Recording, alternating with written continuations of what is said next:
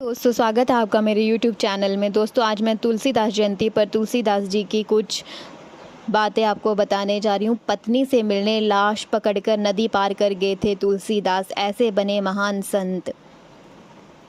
इस साल तुलसीदास जयंती गुरुवार 4 अगस्त को है। ऐसा कहते हैं कि जब तुलसीदास का जन्म हुआ तो उनके मुख में राम नाम शब्द निकला था। यही वजह थी कि उनका नाम राम बोला पड़ गया। तुलसीदास के जन्म की तरह उनके दाम्पत्य जीवन की भी एक दिलचस्प कहानी है। रामचरितमानस के रचयिता तुलसीदास का जन्म चित्रकूट के राजापुर गांव में हुआ था।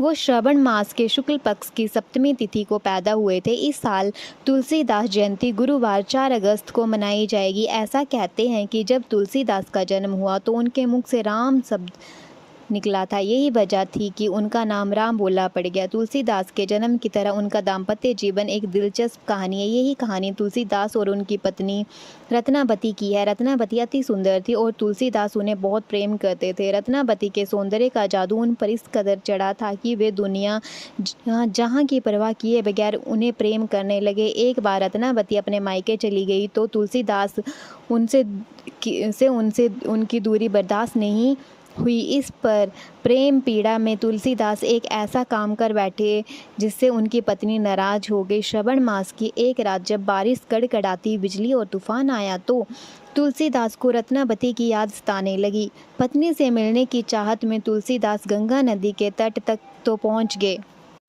लेकिन उफनती नदी को पार करने का खतरा उठाने वाला एक ही नाविक उन्हें नहीं मिला। तभी तुलसीदास को वहां नदी में अचानक एक तैरती लाश दिखाई दी।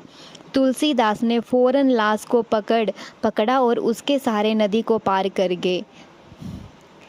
तुलसीदास से नाराज हुई पत्नी ससुराल पहुंचने के बाद तुलसीदास को समझ नहीं आ रहा था कि वो अपनी पत्नी के कमरे तक कैसे पहुंचे।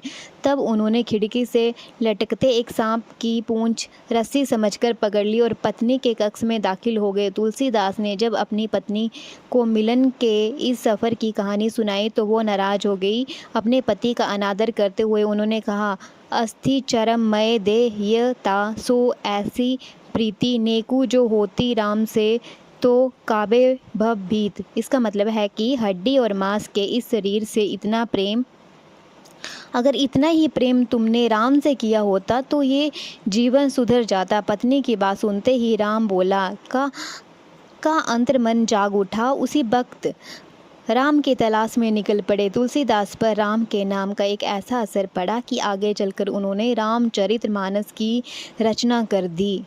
तो दोस्तों उम्मीद करती हूँ आपको मेरी ये स्टोरी पसंद आई होगी। अगर आपको मेरी ये स्टोरी पसंद आई है तो प्लीज़ चैनल को लाइक, शेयर और सब्सक्राइब करना ना भूलिएगा। धन्यवाद।